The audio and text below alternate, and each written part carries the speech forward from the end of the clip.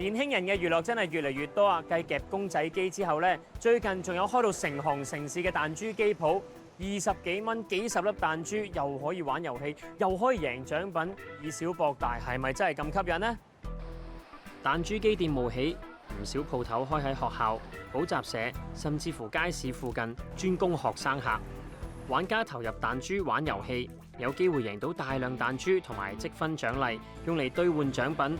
部分嘅店鋪更加推出學生優惠，甚至以高價獎品吸客，令彈珠機帶嚟商機，同時亦都陷入賭博爭議。謝律師啊，而家好多彈珠機店嘅鋪頭咧，佢哋需要申請啲咩牌照嘅咧？嗱，首先佢要攞一個叫公眾娛樂場所個牌照，咁第二咧，佢會攞一個叫做有獎娛樂遊戲嘅牌照，咁兩個牌照都要申請嘅。佢哋嘅經營手法有冇機會違反牌照嘅規定啊？嗱，牌照本身咧就好簡單嘅規定嘅啫，就每一局咧就唔超過5蚊，咁同埋咧個獎品咧最高嘅金額係唔可以超過300蚊。咁但係除此之外咧，都要考慮下呢個遊戲本身咧有冇牽涉賭博嘅成分。咁其實賭博嘅意思即係話咧係一個博彩，咁而博彩咧就係話以一個隨機去決定個結果嘅。嗱，假設我哋講緊嗰個叫彈珠機，嗱佢嗰個彈出個力度咧可以調校嘅，咁所以呢個牽涉咗技術嘅層面啦。咁但係一發出咗之後咧，其實個珠嘅走向或者最終去到邊一格嘅話咧，就可能有牽涉有隨機嘅成分啦。咁一旦係有即係隨機嘅成分好重嘅話咧，其實呢個遊戲都有機會咧係一個賭博嘅遊戲。咁如果彈珠機店咧用儲積分嘅方法咧去換一啲高價嘅禮品，商戶又有冇法律風險咧？當然啦，因為本身呢一個咧就係有獎娛樂咧，就話係以一個即係技術嘅層面為主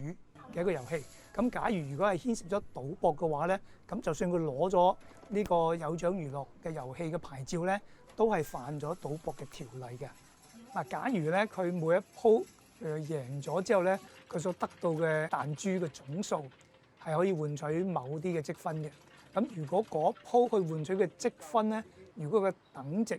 係超過300蚊嘅話咧，咁有機會咧都係違反咗呢個有獎娛樂遊戲牌照嘅規定。咁所以咧，就算玩呢啲有積分嘅遊戲嘅時候咧，都要小心啲。伍姑娘，玩彈珠機咧對小朋友有啲咩影響啊？我哋去睇賭博咧，其實有3個嘅定義啦。喺彈珠機呢一個遊戲裏面咧，我哋都會揾得到中間嘅元素嘅，包括咧就係呢個遊戲係同錢有關嘅啦，有獎賞嘅。另外咧，呢個遊戲嘅結果咧係唔能夠預測。第三咧係呢個遊戲嘅結果咧係唔能夠逆轉嘅。如果係睇翻彈珠機嗰個遊戲嘅設計啦，就係佢係一個好低門檻嘅操控嚟嘅，容易咧令到玩嘅朋友咧誘發一個成人嘅反應啦，會有追賭嘅狀態啦，越玩越多，越玩越密啦。亦都咧當佢停低唔玩嘅時候咧，就會有一種唔舒服、囉囉攣嘅狀態出現。咁而喺小朋友嗰個情況底下咧，因為我哋知道咧佢哋未成年啦，一心智咧相對係未成熟，佢哋對於咧點樣去節制自己嘅行為咧，佢哋唔係咁叻，咁容易咧會影響到佢哋嘅學業啦，佢哋嘅情緒唔穩定啦，理財觀念啦。家長又可以點樣教育小朋友咧唔好沉迷呢一類嘅遊戲咧？家長同小朋友咧一齊去定一個限制，一個限額。譬如今次可能我哋只係留15分鐘，如果咧玩晒呢50蚊，咁樣就要走啦，咁就要執行得好好，同埋俾小朋友知道原來咧呢一個咧就係自我控制嘅一啲嘅標準。我諗咧家長都要留意小朋友咧喺學業之外咧，佢哋嘅娛樂、佢哋嘅消遣有啲咩嘅選擇啦？會唔會小朋友咧經常就係去玩一啲容易成癮嘅遊戲，例如係彈珠機咁樣樣？咁佢哋會唔會喺零用錢上面會經常唔夠1日2日咧就會用晒啦？咁佢哋嘅情緒啦，佢哋一啲嘅狀態啦，會唔會覺得係好似對其他嘅事都提唔起勁？